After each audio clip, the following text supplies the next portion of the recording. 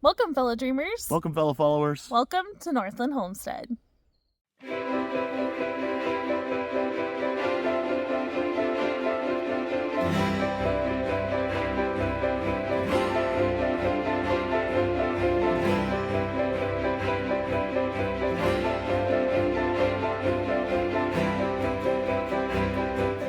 Today we are starting this video off with our hike for the day.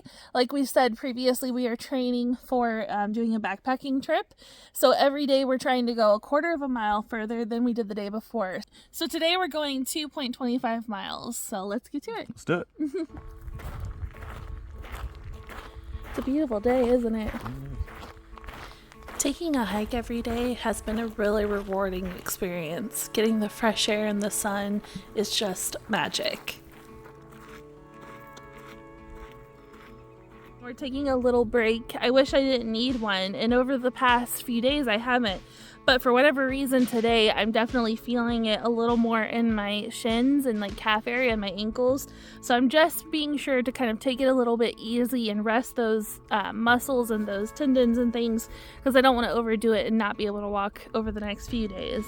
And yesterday we didn't get to walk because it was our son's his birthday, which was great, but we didn't get to hike because, you know, we were busy getting things ready for his birthday. So it could just be that I was a day, you know, out of routine and didn't get that hike in. But yeah, just feeling a little bit disappointed that I'm not able to kind of go at the capacity that I was going. But that's okay. That's a part of training, and you just kind of have to live with that.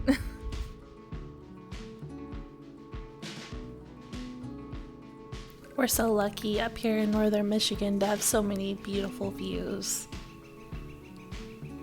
I love all the evergreen trees. So I think I'll be able to do the compost in the next couple weeks, right? Yeah, I would think so.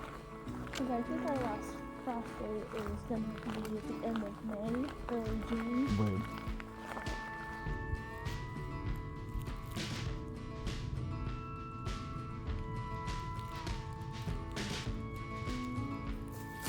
I think this is the last of the snow. We got a little bit of snow the other night, but I think this is going to be it because it's going to be in the 70s next week. Until next time, dear friend. I love the snow. It's always a little bit bittersweet when it leaves. But I think the springtime has its own magic, and I'm really grateful for this season of new growth. We've made it halfway through for our walk, so now we're turning back.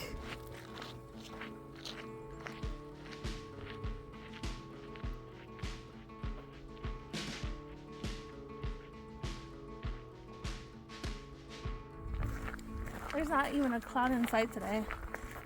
Yeah, totally. We did it. We're definitely feeling a little worn out, but it was a great walk. Good job, babe. Yeah, I think I could have gone farther. It's time for me to start getting ready for the day.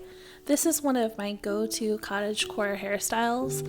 I definitely use this one often, and it's really, really simple.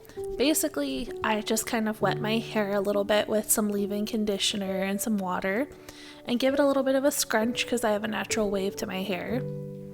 And then I take this section of the top section of my hair and divide it into two sections that I can then braid. So now I've got it into three sections here. That first section is into three sections, and you just braid it like normal.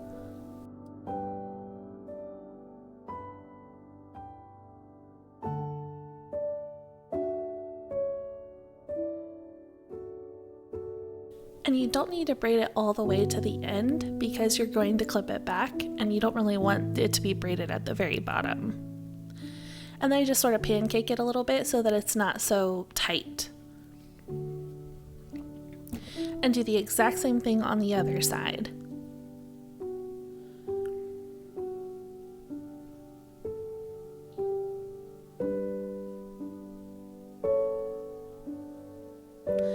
And now I just gather those together in the back with a hair tie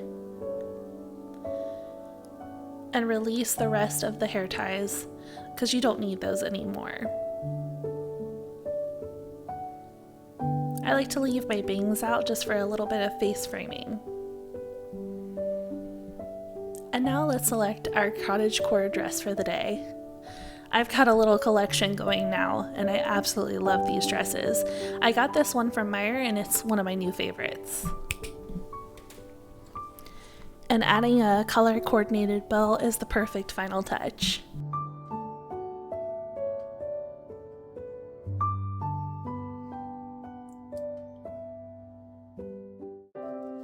Now it's time to clean up this mess that was in the kitchen after Boyd's birthday. We had some leftovers and some little toys that he got for his birthday and things that just need put away.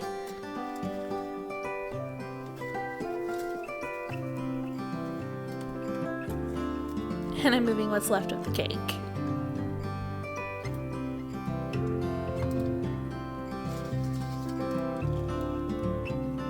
Things are looking a little more tidy. Now it's time for us to get all of the dishes done.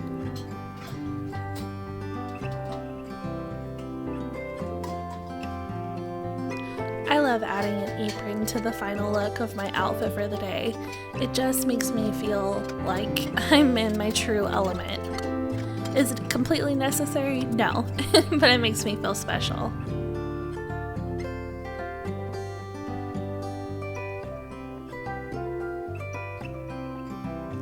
One of my followers recommended this pink stuff, and I really like it. Now I've added it to my kind of daily routine of cleaning the sink.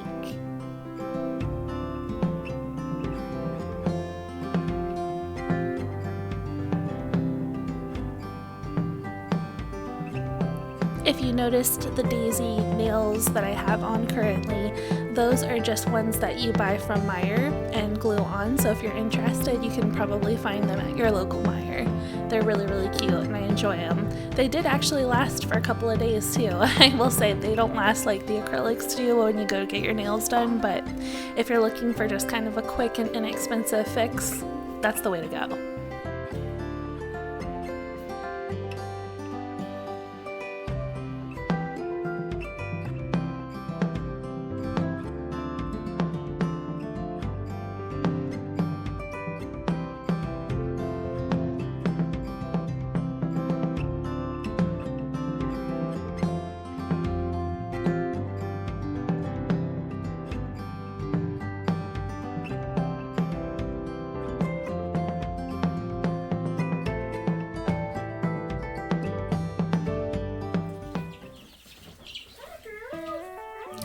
Boyd and I are going to work on taking care of the baby chicks.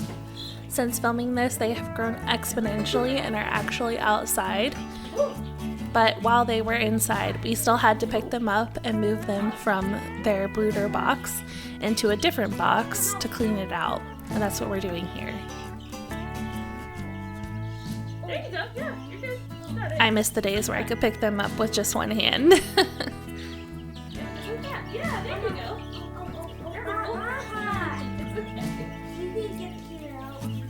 There we go. Boyd loves his baby chicks. They are technically his pet, and he takes very good care of them. I'm really, really proud of how willing he is to do all of the dirty jobs and things that it entails to take care of them.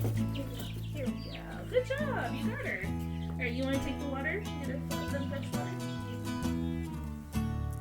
This is kind of our routine. Ethan dumps the chicken waste into the flower beds while we go ahead and clean their heater, and Boyd gets them fresh water, and then we just get a nice, fresh, clean layer of pine shavings down on the bottom. And the clean brooding plate goes back in.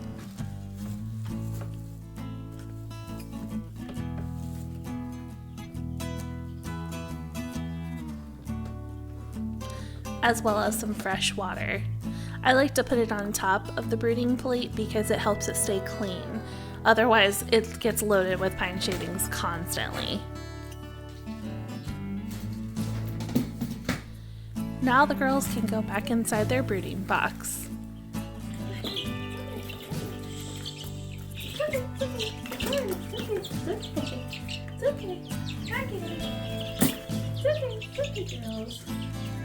They really hate being picked up. I always feel guilty for doing it, but it's in their best interest, so we do what we gotta do.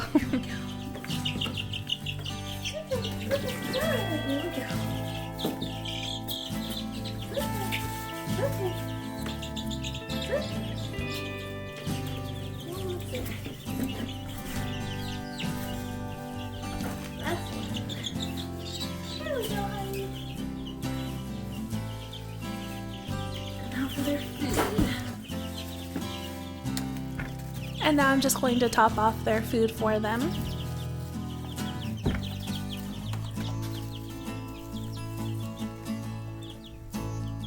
This is the 20% protein chicken feed because right now that's what they need for their growth. Okay. Right. Good job, girls. And on top we just put one of our screens from our windows to keep them inside because they're definitely fluttering out.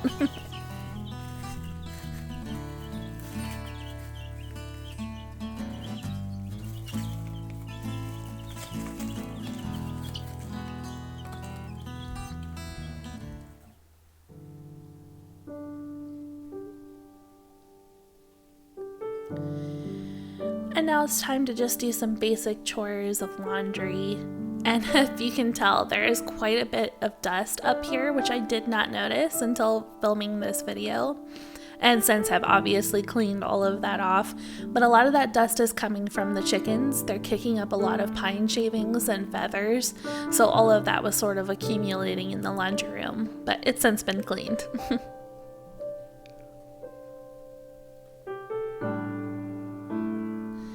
I love this laundry room makeover. I think it turned out really great.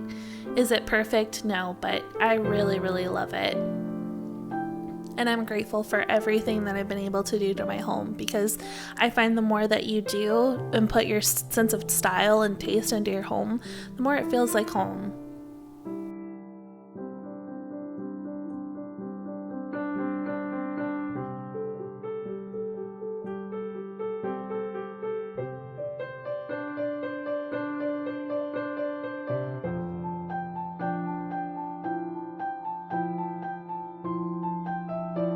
This is a baking soda laundry booster that I'm adding right now.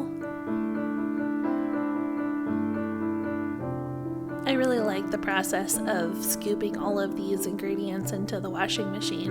Kind of makes me feel like a chemist. And the new washers and dryers are working really, really well.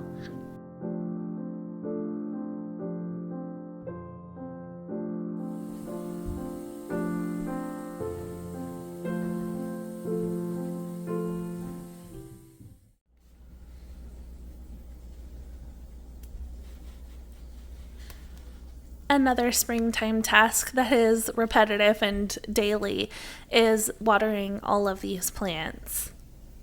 We have the greenhouses inside until about, I would say, early May or so, and then we start to kind of take them outside but sealed to start the hardening off process, depending on the weather, of course.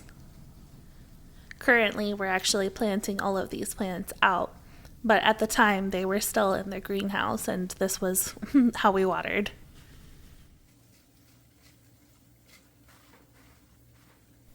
I definitely associate spring with the scent of moist dirt.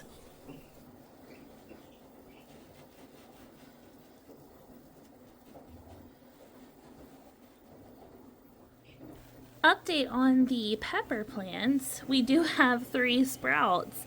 And that's pretty exciting because none of the other ones have sprouted. I'm still trying. I'm trying to water them and give them more sun and see if that will help them germinate. Otherwise, I'm probably just going to buy some starts once they come into our garden centers. But yeah, we do have 3 little sprouts, so that's a win, I guess. Now we're working on the countertops for our laundry room. As I said before, we are actually putting in countertops over top of our washer and dryer. It's a project we've been trying to finish, but because of the chickens and because of the gardening, it had to take precedence. But in between those projects, we are still trying to work on these countertops. We kind of made some mistakes, but we're correcting them. And right now we're sawing off the ends, which I did not do super great, but don't worry, I cleaned that up. Ethan's going to go ahead and sand them down again. Like I said, we made some mistakes with the staining and there were some drip marks on there. So we're sanding them back off and just going to start the process over again. Kind of stings when you make mistakes like that, but at the same time, it's lessons learned, and now we have a better idea of how to do it right the next time.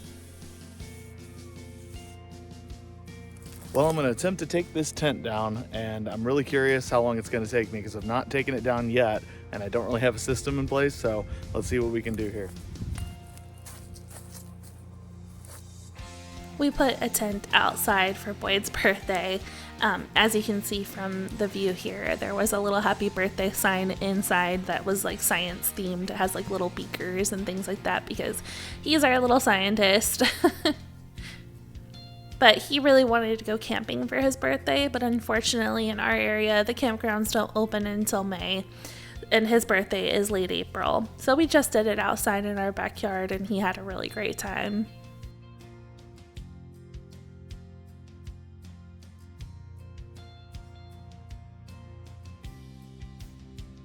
Ethan forgot to remove the happy birthday sign, but don't worry, it's still intact.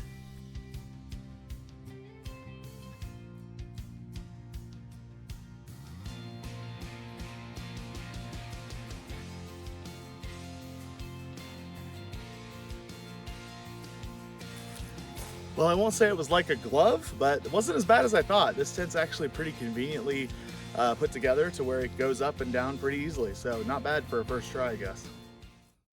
I don't have a lot of energy tonight to make dinner, so I'm going with a very, very simple dinner of just some tuna helper. I try not to make it a habit of making more processed food, but on nights like tonight, I like to just give myself a break, make something quick and easy, that way I don't have to exhaust myself too much. As I said, I do try not to make processed meals like this very often. But when you're busy and you don't have a lot of time to cook, this is the reality of life sometimes. I really tried initially to do nothing but cooking from scratch, and I will say that's still in my heart, and I definitely still want to do that. But this is not the time of life right now where I can do that, with having so many things to put in place, like our garden with the raised beds and filling them with soil and the chickens. It has been a season of busy work. So right now we're relying on things that are more convenient, and you know what? That's okay too. That's life, and you kind of just have to roll with it. You always have ambitions and goals and objectives, like, eating healthier and from scratch, and that's always something to be working towards, but the reality is it's not perfection. I'm just shooting for a well-loved family that's well-fed, and if that includes some tuna helper every now and again, so be it. And that's it for today's video. I always have high aspirations of what I'm going to get done for the day, and it always seems like it's a little bit less than I intended, but that's okay. Especially on filming days, I feel like filming takes up so much more time than I always expect, but that's alright. I'm still pleased with the day that we had. We got quite a bit accomplished, and we're still working towards many goals, so that's a great thing. Thank you so much for joining us today. We really appreciate it. Please consider liking and subscribing to our channel to follow our journey. We really appreciate it. And we'll catch you next time. Bye.